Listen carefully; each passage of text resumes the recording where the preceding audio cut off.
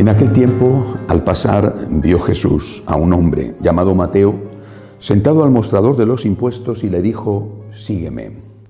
Él se levantó y lo siguió. Estando en la casa, sentado a la mesa, muchos publicanos y pecadores que habían acudido se sentaban con Jesús y sus discípulos. Los fariseos, al verlo, preguntaron a los discípulos: «¿Cómo es que vuestro maestro come con publicanos y pecadores?». Jesús lo oyó y dijo: «No tienen necesidad de médico los sanos, sino los enfermos. Andad, aprended lo que significa misericordia quiero y no sacrificio, que no he venido a llamar a justos, sino a pecadores». Palabra del Señor. Gloria a ti, Señor Jesús. Este fragmento que San Mateo cuenta de sí mismo, es decir, en su Evangelio, está contando cómo fue su propia vocación, su propia llamada por parte de Jesús, cuando le encuentra y le dice: «Sígueme», y después Mateo le recibe en su casa. Nos viene muy bien para hablar sobre el concepto de la misericordia, de la compasión de Cristo. Algunos piensan que la compasión del Señor no tenía ningún límite y que llegaba incluso a, por ejemplo, admitir a la gente en la Eucaristía. Esto es una deducción que hacen porque cuando el Señor instituye la Eucaristía es justo antes de salir para el Huerto de los Olivos, y que sepamos no invita a la Eucaristía, qué sé yo, a Caifás o a Pilatos. Bueno, pero lo que sí sabemos es que, son palabras de él, es que esa compasión tenía como objetivo preferente a aquellos que necesitaban la compasión. Él dice claramente: los enfermos. No he venido a los sanos, sino a los enfermos. Y que esos que necesitaban la compasión, los enfermos, los pecadores, en este caso, por ejemplo, San Mateo, recibían esa compasión, esa misericordia de Dios, y la recibían como un don y no como un derecho. Es decir, la misericordia divina no es un derecho que yo tengo, sino que es un regalo que Dios me da. El perdón que se recibe es un regalo que te da la persona que te perdona. No por el hecho de pedir perdón tienes derecho al perdón. Pedir perdón es la llave que abre la puerta, pero entrar dentro de la casa es algo que te va a conceder aquel al que has ofendido, si quiere concedértelo. En el caso de Dios es evidente que sí quiere, pero no por eso deja de ser un don. San Mateo experimenta la misericordia de Cristo como algo que no merece, como un regalo. De ahí el agradecimiento, es decir, de ahí la conversión. Por tanto, la misericordia de Dios está abierta absolutamente a todos. La respuesta es el cambio de vida, suprimir aquellas cosas que nos separaban de Cristo, de Dios. En este caso concreto, Mateo era un publicano que se dedicaba a cobrar impuestos y cobraba impuestos de más. No solo cobraba impuestos para los romanos, que eran los invasores, sino que además cobraba de más y se quedaba con ello. Era, por lo tanto, un ladrón del pueblo, un esquilmador del pueblo. Tenía, juntos con las prostitutas, probablemente la peor fama dentro de Israel. San Mateo experimenta el amor de Jesús. Lo experimenta como algo que él no merece, que es incluso sorprendente que alguien con fama de rabino, de maestro, de bueno, se acerque a él y le acepte a él en su seguimiento y acepte comer en su casa. Cristo muestra su misericordia con el perdón, pero el otro tiene que hacer un cambio.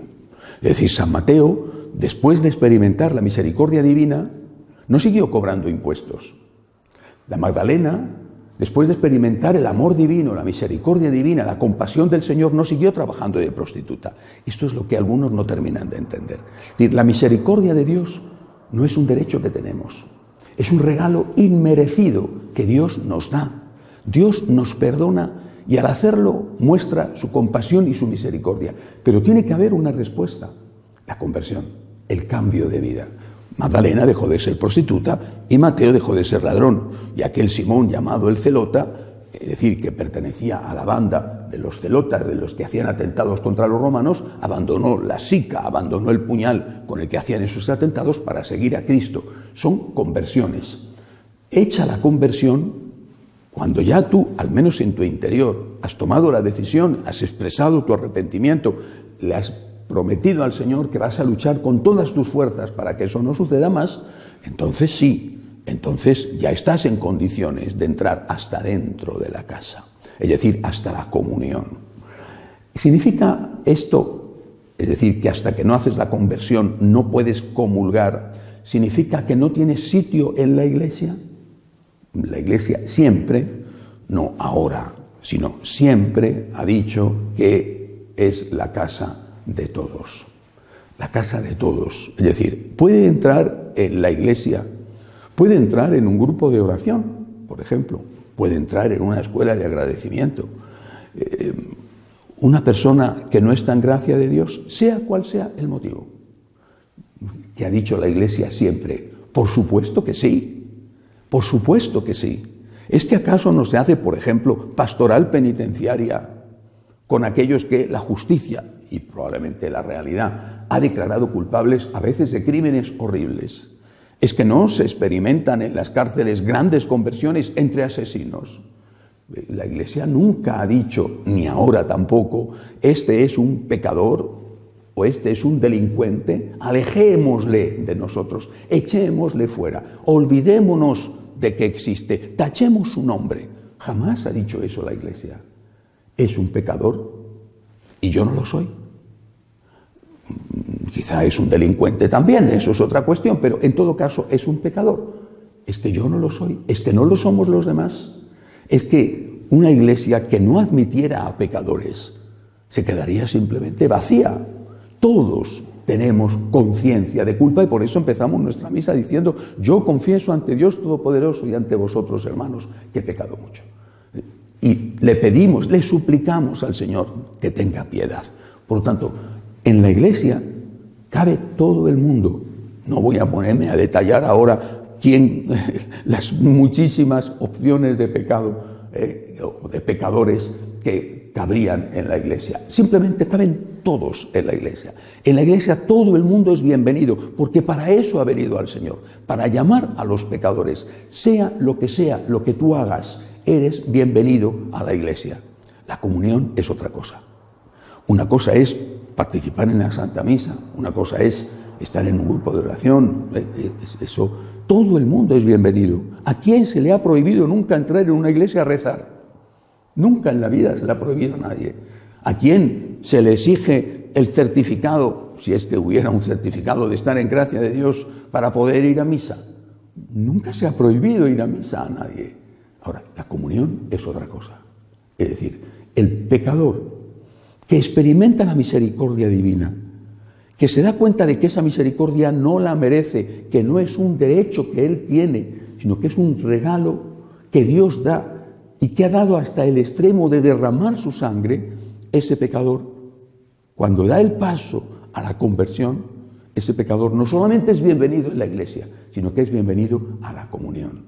Lo íntimo, estar en comunión con alguien, es decir, estar aceptando lo que ese alguien, en este caso Jesucristo, enseña, y estar sin enfadarse con él, sin ofenderle a él, eso es válido. La admisión a eso íntimo es válido cuando tú estás en esa doble comunión de ideas y de vida. ¿Cómo vas a comulgar con alguien cuando no comulgas con ese alguien en lo que él enseña, o cuando le has ofendido gravemente a ese alguien? No puede haber comunión cuando hay ofensa. Es algo lógico. No solamente es la enseñanza de la Iglesia y de la palabra de Dios, es que es algo de sentido común. El Señor dice: si te acuerdas antes de presentar tu ofrenda en el altar de que un hermano tuyo tiene algo contra ti, vete primero a reconciliarte con tu hermano y luego ven a presentar tu ofrenda. Aunque él no está hablando en ese momento específicamente de la comunión, se refiere a la comunión eucarística. Es decir, no puedes decir que estás en comunión con Dios cuando has ofendido gravemente a tu hermano, Cuando has cometido un pecado mortal, eres bienvenido a la iglesia siempre, pero a la comunión, para comulgar hay que estar en comunión, aceptar la enseñanza de la iglesia y además no tener ofensas graves hacia ese Dios tan bueno que te ha perdonado y te ha dado la oportunidad de que vuelvas a empezar. Insisto, la misericordia es un don, la Eucaristía es un don, no es un derecho. Es un regalo de Dios. Mateo experimenta ese don y se convierte. Si nosotros experimentamos eso como algo a lo que tenemos derecho, no habrá lugar el agradecimiento y no habrá lugar la conversión. Que Dios nos ayude. De pie, por favor.